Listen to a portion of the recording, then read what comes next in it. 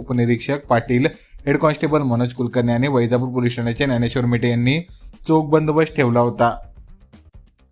आमच्या मागण्या 3 रस्त्या प्रमुख रस्त्यासाठी, जो टाकळी सागज, माळी सागज, पालखेड, तिडेवाडी या रस्त्यासाठी आम्ही जवळजवळ 1 महिन्यापासून अपडेट घेतोय. 1 ते 1.5 महिना झाला. रोडगे साहेबांनी आम्हाला मागच्या वेळी जेव्हा उपोषण केलं 1 एप्रिल ते 4 एप्रिलपर्यंत, तर ते बोलले होते की आम्ही तुम्हाला 10 दिवसाचा रस्ता करून देतो म्हणून. 10 दिवसानंतर रस्ता सुरू होईल, पण अद्याप 1.5 महिना झाला, अद्याप यांनी रस्ता सुरू केलेला नाहीये.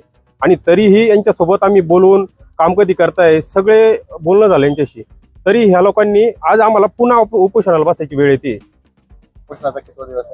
आज 5वा दिवस आहे. याच्या अगोदर अधिकाऱ्यांनी भेट दिली तुम्हाला? कुणीही नाही.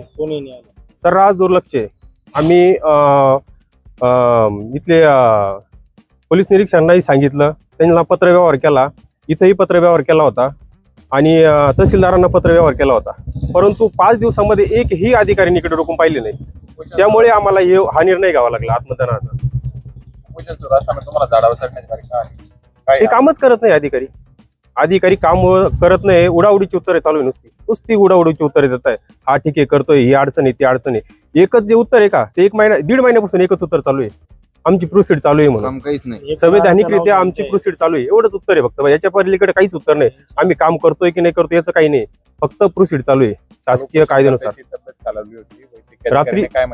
रात्री 2 वाजता जेव्हा त्यांच्या छातीमध्ये चमक निघली, त्यावेळेस त्यांना मी इथून हॉस्पिटलला घेऊन गेलो, तर त्यांचा शुगर 47 शुगर झालेली होती.